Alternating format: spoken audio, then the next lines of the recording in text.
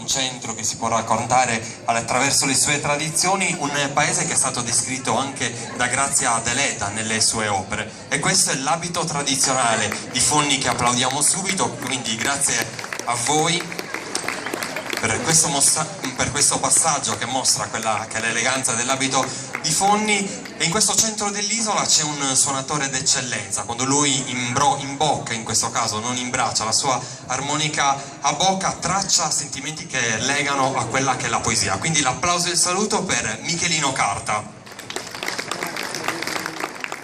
Un percorso molto interessante il suo, inizia a suonare da quando era molto giovane, mi raccontava che lui abita vicino alla chiesa di San Giovanni, quindi ha sempre respirato quelle che sono le tradizioni popolari del suo centro di provenienza, e da lì è iniziato il suo percorso con l'armonica a bocca, un percorso che nel corso degli anni è cresciuto. Lui è stato protagonista a tantissimi festival internazionali, in questi festival ha lasciato la sua firma perché li ha vinti. In Estonia è stato protagonista, è stato vincitore per ben 3 volte di seguito, e lo scorso anno in Germania, in un percorso, in un panorama musicale ricco e variegato tra musica blues, jazz e country, lui si è affermato con i suoni del ballo di Fonni. Quindi Michelino, complimenti ancora a te per il tuo percorso.